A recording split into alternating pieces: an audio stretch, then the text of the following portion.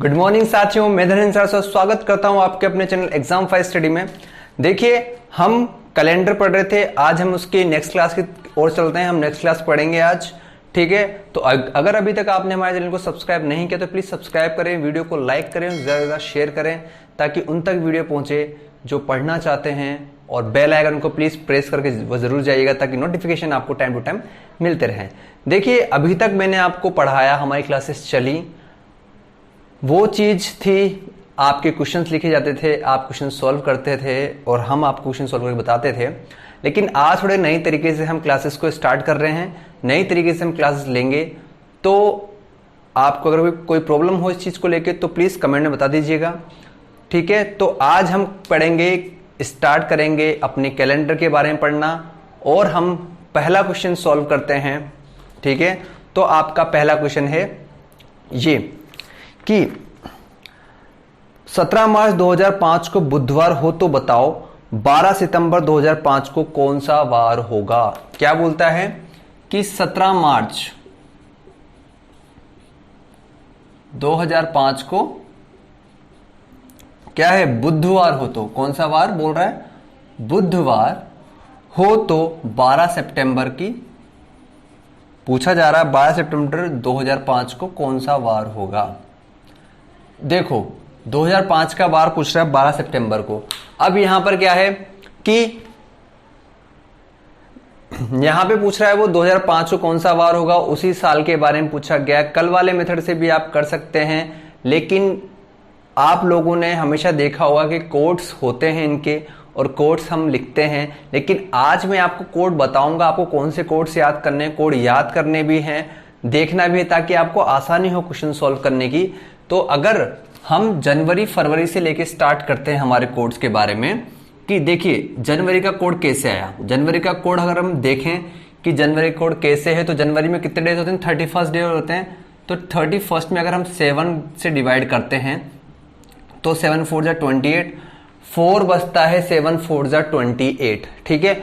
उसके बाद 7 4 जा 28 भाग गया, बचे कितने हमारे पास, 28 के बाद 29, 30 और 31। मतलब जनवरी का अगर पूछा जाए तो जनवरी का कोड क्या होगा, 3। मतलब शेष दिन के बारे में बात कर रहे हैं तो यही कोड हमारे हो जाएंगे। ऐसे फरवरी का कोड होता है 0 और 1। 0 1 क्यों बोला, क्योंकि फरवरी में 28 दिन होते हैं। अगर 28 सामान्य वर्ष होगा, 28 दिन होंगे तो उसका कोड होगा 0, क्योंकि 7 चौक 28, 7 4 जा 28 होता है। तो 7 चौक 28 तो 0 कोड, और अगर 29 दिन है तो एक शेष बचेगा तो 1 कोड। ऐसे ही सारे मंथ के कोड होते हैं, वो मैं आपको लिख के बता देता हूं ताकि आप उन मंथ के कोड्स को याद कर सके, ठीक है। अगर हम मार्च के बारे में बात करते हैं तो मार्च का भी 3, ठीक है। अप्रैल का होगा 2, मई का होगा 3, जून का होगा 2, उसके बाद जुलाई की हम बात करें तो 3, और अगस्त की हम बात करें तो इसका भी कोड होगा 3। उसके बाद अगस्त के बाद होता है सितंबर, सितंबर का होगा 2, अक्टूबर का होगा 3, नवंबर का होगा 2 और दिसंबर का होगा 3। देखो ये 2 3 2 3 किस तरीके से है ये आपको पता है, जिसमें 3 दिन होंगे, 30 दिन होंगे उसका 2 है, और जिसके 31 डे उनका 3 है। तो ये कोड्स आप एक बार लिख लीजिएगा, क्वेश्चंस में आएंगे। आपने हमेशा कोड अलग अलग पढ़े होंगे, लेकिन ये कोड कहां से आया वो मैं आपको बता रहा हूं ताकि आपको क्वेश्चन सोल्व हो जाए, आपको आसानी हो क्वेश्चन सोल्व करने की, ठीक है। तो ये कोड आप लिख लीजिएगा, काम आएंगे, बहुत इंपॉर्टेंट चीज है ये, ठीक है। अब हम चलते हैं हमारे क्वेश्चन की तरफ के, क्वेश्चन को सोल्व कैसे करना है। क्वेश्चन को देख लीजिए आप। देखिए 17 मार्च 2005 के बारे में बात कर रहे हैं, उसी के बारे में बात करें। पहले तो हम ये देखेंगे 2005 लीप वर्ष है या नहीं है। लीप वर्ष के बारे में मैंने आपको बताया था, लीप वर्ष क्या होता है, ऐसा वर्ष जिसके अंदर 4 का पूरी बार भाग चला जाए, मतलब 4 से फुल टाइम वो डिवाइड हो जाए, कुछ भी शेष ना बचे उसमें, ठीक है। तो जब पूरी बार डिवाइड जा रहा है या नहीं जा रहा है देखते हैं। 2005 में पूरी बार डिवाइड नहीं जाएगा, 2005 के अंदर बचेंगे, ठीक है। तो जब नहीं जाएगा तो ये एक सामान्य वर्ष है, लीप वर्ष नहीं है। उसके बाद हम बात करते हैं कि सोल्व कैसे करना है क्वेश्चन। एक तरीका मैं आपको इससे भी सोल्व करके बताऊंगा और एक तरीका मैं जो कल सोल्व किया था उसके बताऊंगा। पहले हम उस तरीके से सोल्व करते हैं जो मैंने कल सोल्व किया था, ठीक है। क्वेश्चन है देखिए 17 मार्च 17 मार्च जब है तो मार्च में कितने दिन होते हैं 31, तो 31 में से अगर 17 माइनस हुए तो क्या होता है यहाँ पे 14 डेज होते हैं हमारे, ठीक है 14 डेज प्लस मार्च के बाद अप्रैल आता है, अप्रैल में कितने दिन होते हैं, अप्रैल में होते हैं 30, मई में होते हैं 31, जून में होते हैं 30, जुलाई में होते हैं 31, अगस्त में होते हैं 31 प्लस सितंबर की बात चल रही है 12, ठीक है 12। तो जब हम इन्हें जोड़ेंगे तो जोड़ने के बाद हमारे पास कितने आएंगे पूरे के पूरे टोटल, मैंने बताया था कि टोटल जोड़ने के बाद हम करते हैं डिवाइडेशन, डिवाइड किससे करते हैं 7 से, क्यों करते हैं क्योंकि 7 ही दिन होते हैं इसलिए, ठीक है। तो हम करते हैं 2 3 4, 4 के बाद 5, 5 और 4 9, ठीक है। उसके बाद 3 3 3 3 3, तो 3 1 जा 3, 3 2 जा 6, 3 3 जा 9, 3 4 जा 12, 3 5 जा 15, 15 और 16 और 17, तो 179 हमारा आ गया यहाँ पे। अब इसके बाद हम क्या करेंगे 7 से डिवाइड करेंगे, तो जैसे हमने 7 से डिवाइड किया तो 7 1 जा 7, 7 2 जा 14, 14 और बचा कितना बचा फिर उसमें 14 के बाद 3 39, तो 7 5 जा कितने होते हैं 35, तो जैसे 39 में 35 गए तो हमारा कितना बचता है 4 शेष बचा, मतलब 4 शेष बचा। मैं पहले ही बोल रहा हूं यहां मैंने शेषफल लिखा है, भागफल यहां पर है, 4 शेष बचा। हमें इतनी लंबी कैलकुलेशन करनी पड़ेगी इस चीज के लिए, 4 शेष बचा। 4 शेष बचने के बाद तो क्या, जब 17 मार्च 2005 को बुधवार है तो 4 दिन और हम बढ़ा देंगे। जैसे हमने 4 दिन और बढ़ाए तो बुध में जैसे हमने 4 दिन और जोड़े तो गुरु शुक्र शनि और रवि, तो 4 दिन जोड़ने के बाद क्या होगा 12 सितंबर को रविवार होगा। ऐसे आप वार को निकाल सकते हो इस तरीके से। अब ये चीज तो क्या थी हमारी, हमने कल के मेथड से यूज की। अब बताता हूं मैं इन कोड्स की क्या इंपॉर्टेंसी है, ठीक है। कोड क्यों इंपॉर्टेंट है हमारे लिए, क्या हमारी कैलकुलेशन में बेनिफिट लाएंगे या नहीं लाएंगे, बेनिफिशियल हैं या नहीं है, ये हमें देखना है, ठीक है। इसकी तरह से भी हम एक बार सोल्व करके इन चीजों को देखते हैं। देखिए इनकी तरीके से सोल्व करेंगे तो देखो 14 था यहां पर, 14 में हमने सबसे पहले डिवाइड किया। 14 कहां से आया था, हमने 31 मार्च से 17, क्योंकि ये तो हमें दिन लेने पड़ेंगे क्योंकि यहां पे कोड नहीं चलेगा, यहां दिन दिया हुआ है तो हमें दिन लेने ही पड़ेंगे। तो 7 बचा शेषफल क्या 0, क्योंकि 7 2 जा 14, शेषफल बचेगा 0, तो हमने लिया 0 प्लस। अब ये तो मार्च का हो गया। अप्रैल, अप्रैल का कोड क्या है 2, मई का कोड क्या है 3,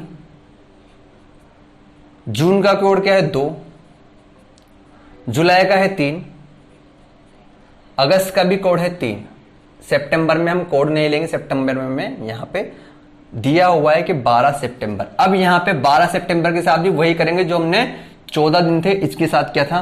तो जैसे 12 सितंबर को हमने 7 से डिवाइड किया, 7 1 जा 7, ठीक है।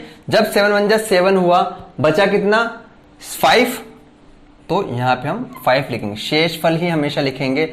अब इनको हम जोड़ेंगे, ठीक है। 2 3 5, 5 4 2 7, 7 3 10, 10 3 13, 13 और 5 18। अब 18 में हम 7 का डिवाइड। अब देखो यहां पे हमें इतने सारे दिन लिखने के बाद नहीं करना, इतने सारे दिन नहीं लिखे हमने, नहीं किया इनको प्लस, वरना हमारी कैलकुलेशन इतनी सारी लंबी हो जाती है। हमने सिर्फ कोड लिखे और सीधी सी कैलकुलेशन कर दी। अब हम 18 से आराम से डिवाइड कर सकते हैं, ठीक है। तो 7 2 जा 14, बचा कितना 4 शेष बचा, 4 शेष, यहां पर भी 4 ही शेष बच रहा था, और इस वाली कैलकुलेशन से 4 शेष, इस वाली कैलकुलेशन से भी 4 शेष बच रहा था। तो जब 4 शेष बचेगा तो हमने बुधवार में जब हम 4 जोड़ेंगे तो रविवार हमारा इस चीज का आंसर होगा। देखिए ये इंपॉर्टेंट चीज है, आपको समझ में आ जानी चाहिए, ये बहुत बेनिफिशियल है आपके लिए, बहुत सपोर्ट करती है आपको ये चीज कि आपको अगर कोड याद है तो आप आराम से इस चीज को कर सकते हैं। समझ में आ गई आपको बात। चलते हैं हम अपने अगले क्वेश्चन की तरफ। अब देखते हैं हमारा अगला क्वेश्चन क्या है। अगला क्वेश्चन है कि 5 जुलाई 1999 को कौन सा वार होगा यदि 20 नवंबर 1999 को रविवार होता। अब देखो यहां पे क्या है कि बोला गया हमसे कि पहले नवंबर के बारे में बात की गई है और उससे पहले की चीजों के बारे में पूछा गया है। मतलब अभी तक तो हमने पहले की डेट दी थी, मतलब हम देते थे स्टार्टिंग के मंथ की डेट और एंड के मंथ के बारे में पूछते थे। यहां पे दिया गया है एंड के मंथ के बारे में और हमें स्टार्टिंग के मंथ के बारे में पूछना है। हमें सॉल्व करना है बिल्कुल इसी तरीके से, ताकि आपको ये समझ में आ जाए कि क्वेश्चंस को सॉल्व कैसे करना है, क्वेश्चन सॉल्व किस तरीके से होंगे, जल्दी होंगे, आराम से हो जाएंगे। ठीक है, तो क्वेश्चन है कि 5 जुलाई, ठीक है, 5 जुलाई 1999 के बारे में बात कर रहा है। कौन सा वार होगा यदि 20 नवंबर 1999 के बारे में बात है, 20 नवंबर को रविवार हो। ठीक है, अब यहां पे दिया हुआ है हमें, ठीक है, रविवार हो, 5 जुलाई के बारे में पूछा गया, 1999 में, एक ही साल के बारे में बात कर रहे हैं। तो जब जुलाई है तो हमें जुलाई से लेकर नवंबर तक एक बार लिखना है। ठीक है, ये है जुलाई, ये है अगस्त, ये है सितंबर, ये है अक्टूबर और ये है नवंबर। अब देखो यहां नवंबर के बारे में, ठीक है, अब 20 नवंबर हम पूरे दिन लेंगे। 20 नवंबर हम इस मेथड से सॉल्व कर रहे हैं। 20 नवंबर यहां पर है तो 20 में 7 का डिवाइड करेंगे तो कितनी बार जाएगा, 7 2 14, 14 के बाद बचा कितना, 6। ठीक है, तो हम शेष 6 यहां पे लिखेंगे। 6 क्यों आया बता रहा हूं मैं आपको। ठीक है, 20 से हमने पहले 7 को डिवाइड, 20 को हमने डिवाइड किया 7 से, जब 7 से डिवाइड किया तो 7 2 14 होता है और 14 के बाद कितना बचता है, 6 बचता है। तो यहां पे उसके बाद अक्टूबर का कोड क्या था, अक्टूबर का कोड था 3। उसके बाद सितंबर कोड था 2। उसके बाद अगस्त का कोड था 3।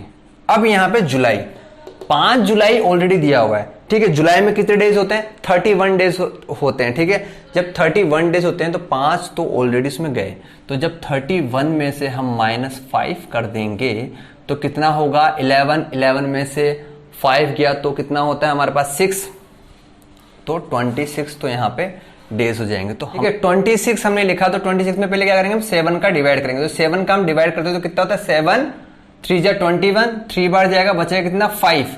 तो जब 5 शेष बचेगा तो हम यहाँ कितना लिखेंगे, 5 लिखेंगे। अब क्या करना है, सिंपल से मेथड है, इनको जोड़ दो, 5 + 3 + 2 + 3 + 6। ठीक है, तो 5 + 3 8, 8 + 2 10, 10 + 3 13, 13 और +6 19। तो 19 डिवाइड बाय कितना, 7। तो 7 से जैसे हमने इसको काटा तो 7 2 जा कितना होता है 14 और बचा कितना हमारे पास 5। तो 5 शेष बचता है हमारा, कितना 5 शेष बच गया। तो 5 अगर शेष बच गया तो रविवार था। अब यहां पे हल्का सा ट्विस्ट आएगा, 5 शेष बचा है, हमने पहले के बारे में पूछा गया, मतलब रविवार में से 5 माइनस होगा। रविवार में से हम 5 दिन पीछे जाएंगे, तो हम चलते हैं 5 दिन पीछे। तो रविवार से एक दिन पीछे गए, तो रविवार से जैसे हमने एक दिन पीछे लिया, शनिवार से एक दिन पीछे लिया, शुक्रवार से एक दिन पीछे लिया, गुरुवार से एक और दिन पीछे लिया, तो बुधवार, और बुधवार से एक दिन पीछे लिया तो मंगलवार। ठीक है, 1 2 3 4 5, 5वां दिन आ गया तो क्या होगा, मंगलवार। तो 5 जुलाई 1999 को कौन सा वार होगा, मंगलवार होगा। यहां ध्यान रखना, अगर आगे वाले मंथ के बारे में पूछा गया तो आगे प्लस होगा, अगर पीछे वाले मंथ के बारे में पूछा गया तो माइनस होगा। सिंपल सा मेथड है, सिंपल सा फंडा है ये। समझ में आ गया आपको ये बात। इस तरीके से क्वेश्चंस को सोल्व करना है, लाइन टू लाइन। कोड कितने इंपॉर्टेंट है, आपके इतनी लंबी कैलकुलेशन को बचा सकते हैं, आपका टाइम बचा सकते हैं, तो इसलिए कोड को याद करना जरूरी है। हम चलते हैं अपने अगले क्वेश्चंस की तरफ। देखिए अब हमारा अगला क्वेश्चन क्या बोलता है। क्वेश्चन है कि 20 जुलाई 2007 को शुक्रवार हो तो 5 फरवरी 2007 को कौन सा वार था। वही चीज है, 20 जुलाई को 2007 को शुक्रवार, तो 5 फरवरी को कौन सा वार होगा, कितना, 20 जुलाई 2007 के बारे में बात कर रहे हैं। अगर शुक्रवार हो तो 5 फरवरी को कौन सा वार होगा, तो 5 फेब को, वही 2007 सेम ईयर के बारे में पूछ रहे हैं, कौन सा वार होगा। तो यहां पर भी उसी तरीके से सॉल्व करना है। 5 फरवरी है, पहले लिख लेते हैं हम, फेब, मार्च, अप्रैल, फिर उसके बाद आएगा मई, फिर जून और फिर जुलाई। ठीक है, ये अलग अलग मैंने इसलिए लिखा ताकि आपको समझ में आ जाए। फरवरी, अब फरवरी 2007 के बारे में बात करें तो क्या ये लीप वर्ष है, नहीं है। यहां फेब में बात है इसलिए लीप वर्ष की बात की मैंने, जो इससे पहले क्वेश्चन था उसमें मैंने लीप वर्ष की बात नहीं की थी क्योंकि वहां पे फेब का कोई रोल था ही नहीं। यहां फेब का रोल है, इस वजह से मैंने बात की। तो लीप वर्ष कब होता है, जब 4 का पूरी बार भाग जाएगा तब। अब यहाँ पे जा नहीं रहा तो ये सिंपल वर्ष है, तो मतलब 28 दिन है। तो जब 28 दिन है, 28 में से 5 गए तो कितने बचते हैं? 23 डेज बचते हैं।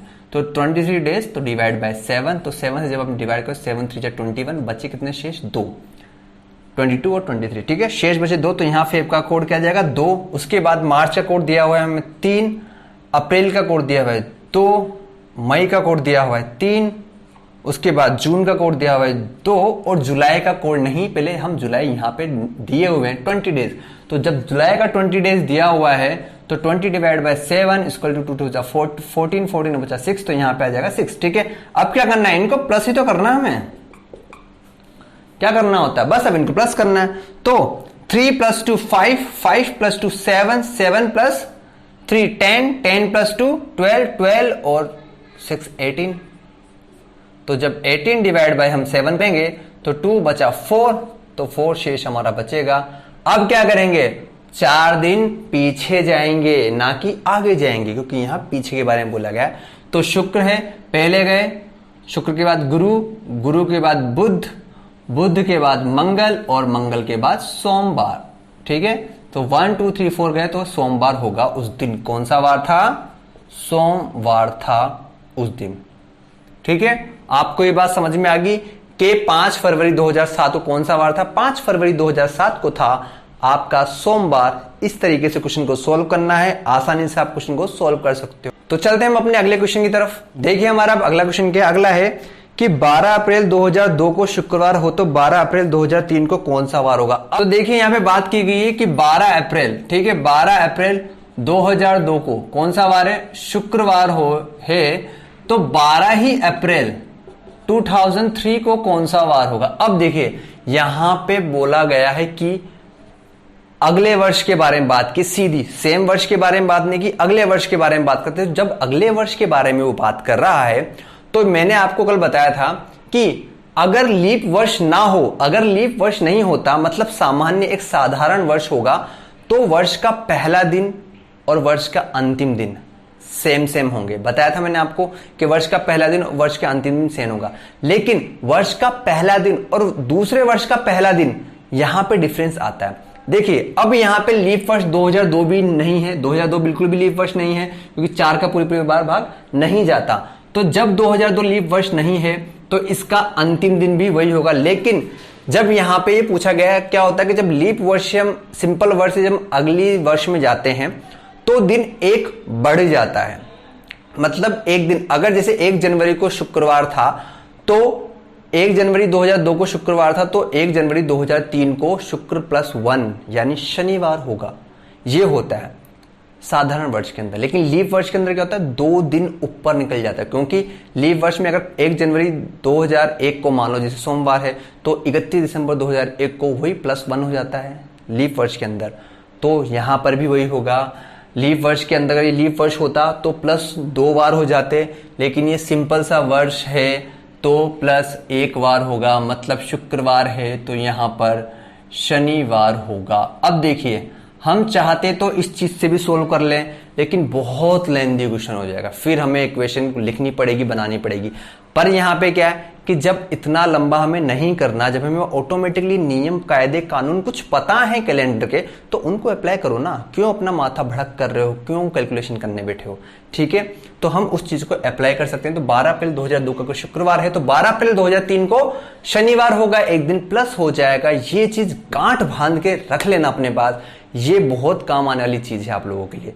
तो मैं एक बार और बोल देता हूं आपसे कि साधारण वर्ष में वर्ष के अंत में या फिर दूसरे वर्ष में जाते तो एक दिन घटता है बढ़ता है, और घटता बढ़ता कब बोल रहा हूं कि जब हम सामान्य वर्ष से पीछे वाले वर्ष में आए तो एक दिन कम हो जाएगा। ये भी चीज है, पीछे वाले वर्ष में आएंगे तो एक दिन कम हो जाएगा और आगे वाले वर्ष में जाएंगे तो एक दिन बढ़ जाएगा। इसलिए मैं कह रहा हूं कि सामान्य वर्ष में से हम दूसरे वर्ष में जाते हैं तो एक दिन घटता या बढ़ता है, और लीप वर्ष में से अगर हम दूसरे वर्ष में जाते हैं तो 2 दिन घटते या बढ़ते हैं। घटते या बढ़ते का मतलब आपको समझ में आ गया होगा, मैंने अच्छे से समझा दिया आपको कि घटने और बढ़ने का मतलब होगा क्या। ठीक है, तो ये हमारा क्वेश्चन था। चलते हैं हम अपने अगले क्वेश्चन की ओर। देखिए हमारा अगला क्वेश्चन है कि उर्मिला का जन्म 12 जनवरी 1996 में शुक्रवार को हुआ था, तो अगले वर्ष अपना जन्मदिन किस वार को मनाएगी। अब यहां पे देखिए वही क्वेश्चन है, वैसा ही रिलेट करता है, ठीक है। तो हम क्वेश्चन को सॉल्व करेंगे। क्वेश्चन बोलता है कि 12 जनवरी, ठीक है, 12 जनवरी 1996 को उर्मिला का बर्थडे है, तो वो नेक्स्ट ईयर यानी 1997 को जन्मदिन किस वार बनाएगी। अगर 1996 का जन्म उसका शुक्रवार को हो, ठीक है, शुक्रवार को उसका 1996 में उसका जन्म हुआ हो, उस दिन शुक्रवार मतलब जन्मदिन वो बना रही है, तो अगले वर्ष में जन्मदिन किस डे को मनाएगी। अब देखिए यहां पे 1996 को हम देखते हैं, तो 1996 जो है ना हमारा 1996 ये हमारा एक लीप वर्ष होता है, ठीक है। 4 से पूरी बार डिवाइड होगा, 4 4 जा 16, उसके बाद 3 और 9 4 9 जा 36 बचा 3 और 6, तो 4 9 जा 30, ठीक है। ये पूरी बार डिवाइड होता है, तो ये हमारा लीप वर्ष। अब मैंने आपको थोड़ी देर पहले कहा है कि अगर हम लीप वर्ष में से आगे वर्ष में जाएंगे या पीछे वर्ष में जाएंगे तो 2 दिन घटेंगे या बढ़ेंगे। तो ये है लीप वर्ष। लीप वर्ष से हम आगे वाले वर्ष में जाएंगे तो 2 दिन हमारे बढ़ जाएंगे। तो जैसे ही हम शुक्रवार पे थे तो 2 दिन बढ़े, तो 1997 में वो 12 जनवरी को कौन से दिन होगा, शुक्र प्लस 2 दिन बढ़ गए, तो शुक्र के बाद शनि और रविवार को वो अपना जन्मदिन मनाएगी सबके साथ, पूरे परिवार के साथ। तो आज की क्लास में सिर्फ इतना सही। आप सब ये सोच रहे होंगे कि हमने कई और जगह पढ़ा है, कई अलग कोचिंग्स लिए हैं, उनमें कोड्स अलग होते हैं। यहां मैंने आपको कोड समझाया ढंग से तरीके से कि किस तरीके से कौन सा कोड आता है, और ये चीज सही है आप लोगों के लिए। बाकी शताब्दी के बारे में, उनसे अगले स्टेप के बारे में हम पढ़ेंगे अगली क्लासेस में। तो आप बने रहिए हमारे साथ। और अगर आपने अभी तक हमारी वीडियो को लाइक नहीं किया तो प्लीज लाइक करें, चैनल को सब्सक्राइब करें और ज्यादा से ज्यादा वीडियो को शेयर करें ताकि पढ़ पाएं, और बेल आइकन को जरूर दबा के जाएगा ताकि आपको नोटिफिकेशन सारे मिल सकें। तो आज के लिए सिर्फ इतना सा ही, क्लास हम यहीं समाप्त करते हैं। अगर कोई आपको प्रॉब्लम हो तो प्लीज कमेंट में बता दीजिएगा। तो मिलते हैं अगली क्लास में, तब तक के लिए जय हिंद, जय भारत।